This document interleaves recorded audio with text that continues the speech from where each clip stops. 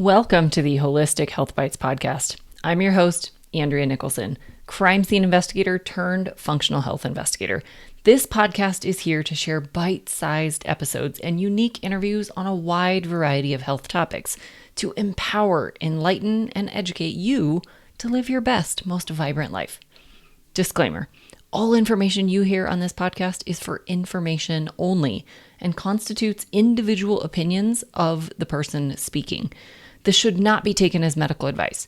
Being a listener of this show does not initiate a practitioner-client relationship between you and the hosts or panelists on this show. Please discuss these topics with your medical professionals before making any changes to your health. Okay, let's dive in. Welcome back to the Holistic Health Bites podcast. Today, we're going to have a fun conversation about toxins and how they are affecting our overall health and interfering with so much of our healing journey. And I'm joined by a toxin expert, Chelsie Ward, who is going to share some of the lessons and things that she's learned along the way. So welcome, Chelsie. Thank you so much. I'm grateful to be here. Yeah. So can you just kind of do a quick introduction, tell everybody about you and your background? Yeah, so I'm Chelsie, and I'm trained in traditional medicine, and then I moved into the holistic space after I went through my own healing journey. And much of that was due to being exposed to toxins through food, through air, through heavy metal toxicity, through vaccinations. I hope it's okay to talk about that. And just a lot of different exposures, breast implant, illness. And I realized what a huge role toxins were playing in my own health. And on my journey, I went all the traditional routes, going to my doctors because I was diagnosed with digestive issues, hormone imbalances, fatigue, and all the things that sounded traditionally like they could be fixed through medicine, right? And I realized that I was kind of coming up a roadblock. And even as a medical professional, I realized that I was being failed by the system. And I started to do my own research and study how food is medicine and how our bodies are actually created to heal themselves. And a huge piece of my puzzle was, one, removing a lot of the toxins that I've been exposed to, but two, really cleaning up my body after exposure to those toxins in a really step-by-step way so that I could truly get to feeling like myself again. So currently, that's exactly what I do with my clients. I help them really with that personalized plan so that, one, they can get rid of the toxins. I think that's a huge piece of a lot of our puzzles today, and really figure out the missing pieces to their puzzle so that they can too experience health the way I feel it was intended.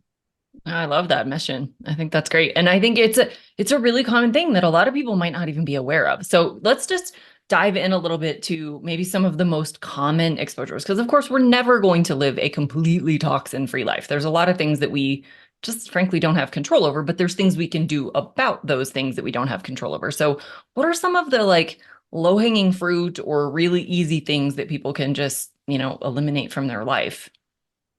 I think elimination is a really good place to start, kind of reducing our exposure. So one of the biggest things is through food. And I always thought myself, I was like, does organic really matter? And what is genetically modified anyway? Does that really play a role in our health? And the truth is that it really does. Our bodies were intended to receive a message when we eat or drink or anything comes inside from the external world. And our body was created to interpret those messages. And that's how our organs and our cells really live in optimal health, or they function optimally. So one of the things that I think we can do is just eliminate a lot of the toxin exposure we get through foods, through herbicides and pesticides, and really going more organic with our food intake. And so organic is kind of a weird space because now we're finding that even our organic foods can be sprayed. They actually are going to be, they're going to still have herbicides and pesticides on them, but they are reduced in the amount of toxins that they are exposed to. And we're finding that just the amount of nutrition in, say, an organic apple is a lot greater than an inorganic apple. And the way that our body perceives that food when it comes in is differently because those toxins on, say, inorganic foods, they really stress out the system. So while our body has to work to digest foods, it also has to work to process toxins. So it stresses things like the liver that should be really focused on, bile production, and the gallbladder that should really be focused on releasing that bile so we can break down foods appropriately. It really stresses our digestive system. So, we're not really secreting the acids that we should be secreting to be able to break down those foods appropriately. So just swapping from the inorganic foods that are sprayed with a lot of these, pesticides and herbicides heavily to the organic forms is going to help us really move the needle really big. And I really think that if we think about the things that we're exposed to most, that's another thing is our drinking water. Yeah, And good one. it's full. Like you can look on, and I encourage you to do this, get on the environmental working group, the ewg.org. And I believe you can just put /water or just look up my area on the environmental working group and look at the water in your area and see how many toxins your water has coming in. It will be chemicals. You're exposed to medications. You are exposed to parasites, like all kind of yuckiness is in our water. So something simple like adding a water filter, and you can get those right on Amazon. Something that you can just really reduce the amount of fluoride, reduce the amount of chlorine, reduce the amount of heavy metals that you're exposed to through your drinking water. That is huge. So I personally like to use a whole house filter because I think that even when we shower, we're exposed to things through our showering water. Our skin is a really big organ, and you're absorbing more of that water than you think you are. So I had a client actually do a little experiment, and they weighed themselves before the shower and after the shower, and they weighed 2 pounds more after the shower, after they had dried. So, and I'm not saying we absorb 2 pounds of water, but I'm saying that we do absorb a lot of that, and we absorb chemicals from that water.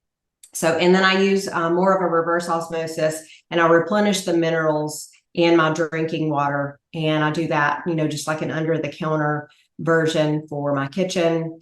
And the air we breathe. That's another one I think is really like low hanging fruit. And that's really because we breathe all day long. We're exposed to air all day long.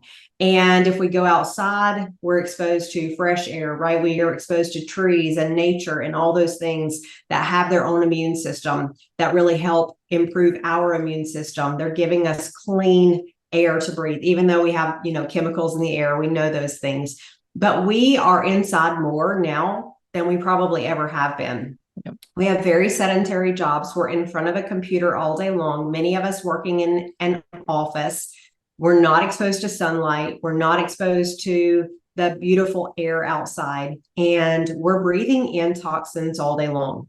Yep. So you may or may not know, but your furniture is off-gassing toxins all the time. These companies are required to put fire retardants, flame retardants in the furniture, a lot of chemicals. You can imagine like walking into a brand new home. It's beautiful, but just think about the smell. And those things don't leave. They don't leave the paint in your walls. They don't leave the carpet on your floors. And then we're kind of exposing ourselves to additional toxins through our cleaning products and all of that. So just putting an air filter in your home is going to be amazing. And I like to say the room that you sleep in, because you're there 8 hours a night, I hope you are. And you're also maybe in your living room or your living area where you're visiting with family when you get home from work, or if you work from home, like many of us do now, because, post COVID, a lot of us kind of like a lot of these companies, they went to home offices. Yep. So a lot of us are working from home. Mm-hmm. Even if you work in a corporate building and you have an office, maybe you can put something there that will filter your air during the day, because we are inside all day long. And just taking those walk breaks during the day, that can be super beneficial for breathing in a lot of that good, healthy air, just giving your body a periodic break. Yeah, I think that's great. I also have a lot of the same things that you've talked about in my home, just because, we're exposed to all these things that, you're not going to rip out your carpet. You're not going to get rid of your furniture. You're not going to, take all the paint off the walls. Like there's only so much we can do. And we still have to live our lives. And so we need to be able to, add these other things in to just reduce that toxin load. And I love that you also mentioned, personal care products and cleaning care products. And that's a really easy thing that you do have control over, that you can switch out for less toxic versions. So do you have some like tips or recommendations on, what to look for, how to know if the products you're using are terrible? I love using sites like Environmental Working Group. They actually have an app you can download on your phone and you can scan some of your products. So what I encourage is really you're not going to make this overnight, and like you said, Andrea, you're not going to throw your couch out and, look for all organic materials and that are not sprayed. And, do they even exist? I'm not sure, but I feel like doing again, focusing on that low hanging fruit, as you've already mentioned, and removing maybe the spices in your pantry. So if you have a favorite seasoning and you run out of a seasoning, then look for an organic seasoning, because those are going to be less sprayed with toxins and herbicides and all the pesticides and things like that. And do the same thing with a lot of the things in your pantry that you can get cleaner versions of. Do you have a barbecue sauce that you love that's full of ingredients that you can't pronounce? If it looks like a chemical, it probably is. So when I'm looking for like salsa or barbecue sauce or dressings or things like that, then I'll look for brands that I find really consistently carry products with ingredients with real food names. And then I'll start to really kind of develop a trust with that company. It's like, okay, I can really trust Noble Made seasonings right now. Those feel really good for me. They are carrying quality products with quality ingredients. Or Primal Kitchen is another example. They make a ton of condiments, they make dressings. And, I've fallen in love with certain just brands that have been able to, like, I've been able to really trust them or feel like I've developed a trust with them. So, and really your pantry and your refrigerator and all of the things you're kind of adding to foods, that's really where I would start in your kitchen, is really looking at those labels and saying what looks like food, what doesn't look like food. And if you're not sure, then really like just typing it in the Google search and say, hey, what is this? Yeah. What is this ingredient? And that's so helpful because, whether it be Wikipedia or some other source, you're going to be able to figure out really quickly whether or not that's a chemical. Or, I had a group the other day ask about maltodextrin. Well, I really encourage my clients to go wheat free and, reduce the amounts of sugars and things like that. Well, maltodextrin is kind of that undercover name for it's a sugar, like they kind of add it as trying to get the product a little bit sweeter. But it can be rice, it can be wheat, it can be corn. A lot of times we have sensitivities to some of these foods and we're trying to remove those. And maltodextrin is just one of those that I would probably remove from my product ingredient list if I were cleaning out my pantry. Yeah. And then the other area is really cleaning up your cleaning supplies, maybe your makeup.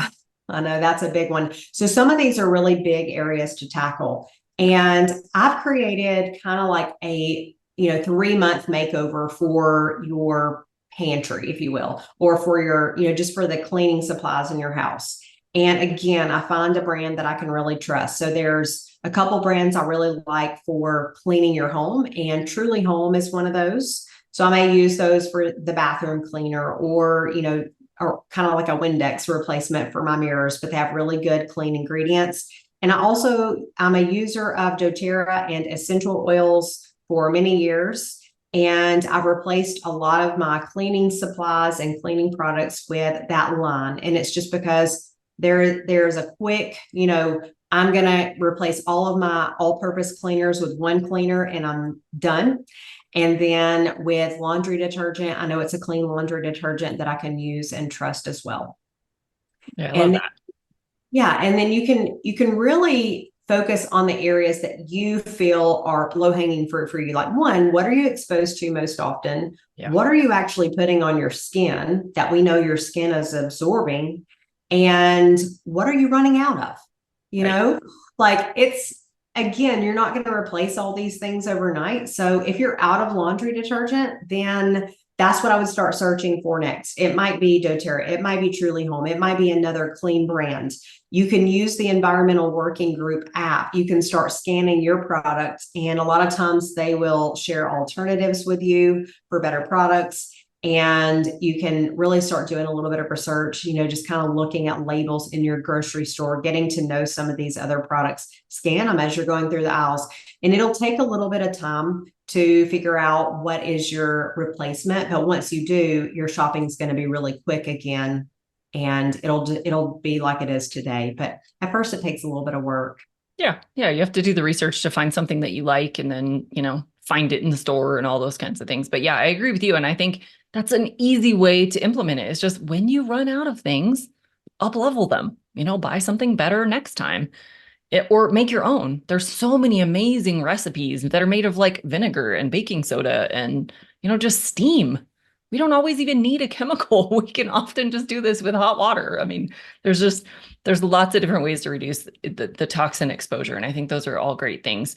One of the like super easy, low hanging fruit things that I always say when you're just evaluating your products, even if you don't go to the level of the environmental working group and actually scanning barcodes and looking at all the things, just look for fragrance. If you see fragrance or perfume or those kinds of words on any of your products, it's incredibly toxic. It's a concoction of hundreds of unknown chemicals all combined. Most likely does not involve any of what it's supposed to smell like. Like if it says it's lavender, probably doesn't actually contain any lavender. So those are the like top products I would probably get rid of just because it's so easy to look at the labels. The sad part is most of these things don't have labels on them. But if it says right on the front, like scented with or scented for lavender or whatever, it probably doesn't actually contain it. If it did, it would say essential oils and that term. So those are just a couple things that you can look at quickly on bottles and determine, if they're in line with those things or not. But let's transition a little bit to, okay, now what do you do about detoxing? How do you get this stuff out of your body once we've been exposed? Because we all have been, and we all need some level of just cleaning it up. Obviously, it's going to help a lot to slow the exposures and reduce that toxic burden. But beyond that, what are some things that we can do to really help get rid of these things out of our body? Foundations are starting with the body first. So you're going to want to clean up your drinking water and things like that. So you're getting clean water so you can start to flush some of those toxins out, clean up the food. And we detox through our breath, through breathing. So we can even purposefully start implementing more deep breathing and breathing exercises. Is so good for metabolic health, even so much so that they're finding that when we are exhaling and purposefully breathing, like when we're taking a long walk or when we're exercising and we're focusing on the breath, we're exhaling a lot of the toxins that are typically stored in the fat. So we can actually get rid of body fat, which is great. Most of us want to do that, right? And we can get rid of the toxins as well. And another way is through sweating. So we talked about the skin being our largest organ, and we can take in toxins through the skin, but we also can detox through the skin. So we'll get rid of a lot of those toxins just by sweating. And you can use things like exercise. Just exercise to the extent that you start to sweat. You can also use things like sauna, steam room, or even a hot shower or bath. So I like to add a little bit of Epsom salt to my bath, a little bit of essential oils. Sometimes in the evening can be really amazingly relaxing, on top of the fact that you are going to detox if you get your bath water warm enough. And then pooping on a regular basis. So we can't detox if we're not pooping. And the body actually will get rid of excess estrogen through our poop. That's another form of toxicity, like hormone toxicity is having too much estrogen. And a lot of times it's because those pathways are just blocked and we're not getting rid of the excess estrogen, particularly for women. You're going to go through those cycles and your body needs to get rid of that. It's a form of detox though. And you really are going to, anything that your lymphatic system collects in the body, I like to think of your lymphatic system as your sewage system of the body. You're really collecting a lot of the toxins, a lot of the debris. The way that we get rid of that is we move our lymphatic system, and we can do that through exercise. We can do that through rebounding, jumping on a trampoline. There's so many ways we can do that, through skin brushing, through any type of exercise, really. And when we move that toxic buildup has to have a way to exit the body. And the way that it does that is the lymphatic system dumps behind the heart and goes through the digestive system, and we poop it out.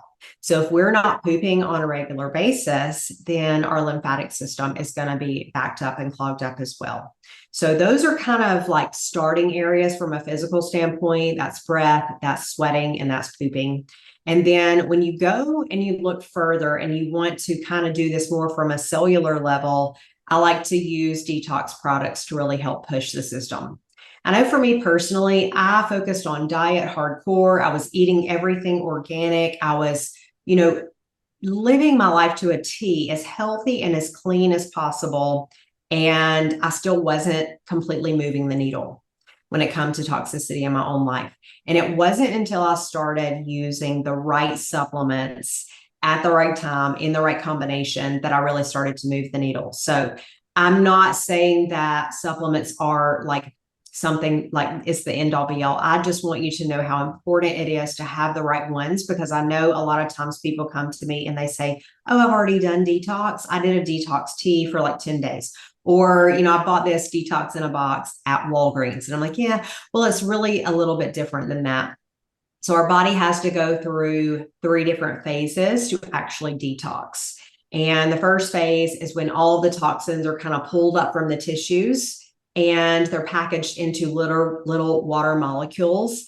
And we need certain vitamins, minerals, and amino acids to be able to pull those things from the tissues. And in phase 2, we're kind of putting a little bow on it. We're gift wrapping it. It's paired with fiber and water in that phase. And that's when it's being prepared to be taken out of the body. And then phase 3 is just elimination. So we're, again, pooping, sweating, we're breathing all of those toxins out. And this is something that happens in the body at all times. But without the proper vitamins, minerals, and amino acids on board, you're not going to get this job efficiently done. And you're going to hold on to more toxins than what you should.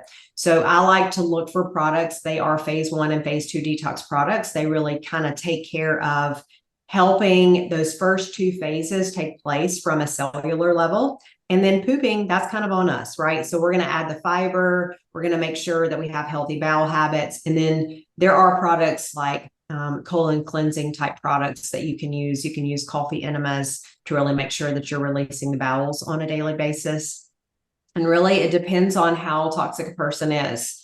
When I'm working with a client, I'm doing an assessment on them. And I typically do start a lot of people with like a 10-day detox or cleanse using products like this, using, just different do-it-yourself at home daily practices. And then at day 10, we decide if they need to continue on this deeper detox. Typically, the way that I decide that is if someone is still experiencing a lot of detox symptoms, like you're still not feeling your best, you're not going to feel your best a lot of times when you detox. It shouldn't be torture, but sometimes you're going to be fatigued. You might have a headache. You might have itchy skin. Symptoms could come up. So if someone is still experiencing those symptoms, it's a sign to me that the body still has a little bit more work to do, and we may still continue another 10 days or another 20 days.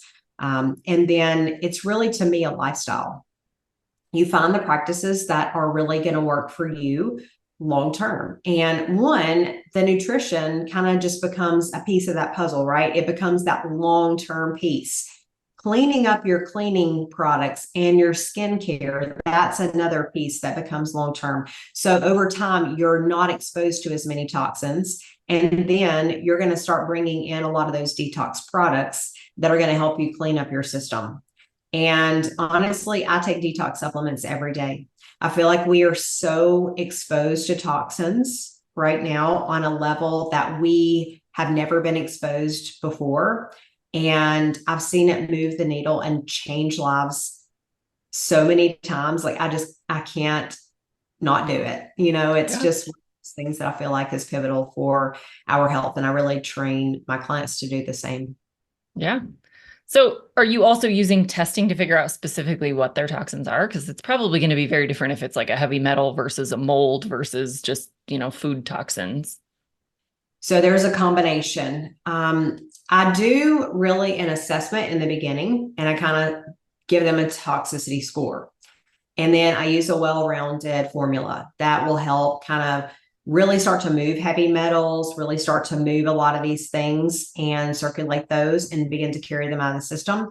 And then when symptoms kind of continue, or I have a history of them that says, like, one lady was, she worked in like a toll booth, and I was like, okay, well, you've been exposed to a lot of emissions. There's probably heavy metals. There's probably a lot of different types of toxins there. So with her, I would definitely move more into the testing phase and see like, where do we need to test? And then if someone moves kind of deeper into digestive work with me and those types of things, I use a lot of different types of binders throughout the protocols. I don't stick with one binder, and it's for that reason, because certain formulas are going to bind onto certain toxins and help you carry those out of the system. So we kind of rotate those. And I do use a toxins test from Vibrant America. I love that, just to kind of get an idea. It looks at heavy metals, really gives you a nice big picture of what they've been exposed to.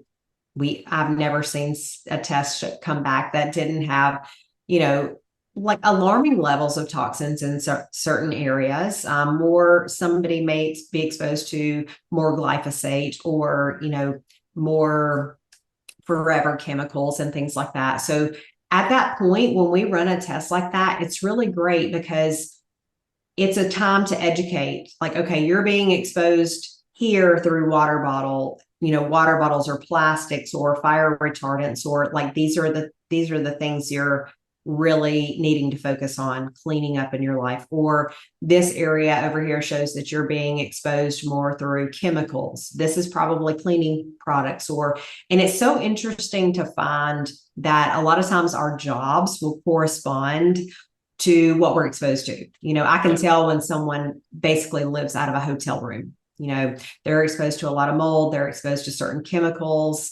And it's just really interesting to compare that to, I had one child I was working with, and their father worked in, fields where he sprayed herbicides and pesticides on plants all day long. So he was exposed to a lot of those chemicals, even though mom was trying to do a really good job of keeping laundry away from them and those types of things. But just, again, it goes back to our skin and what we're absorbing on our skin. And if the child runs up to dad after work to give a big hug and they have all these chemicals on them from the day, that child's going to be exposed. Yep. And unfortunately, that was what was making this child sick, because when we cleaned up a lot of the toxins and we started using a lot of these detox products, this child was able to get rid of a lot of those symptoms just by reducing the amount of toxins he had in his body.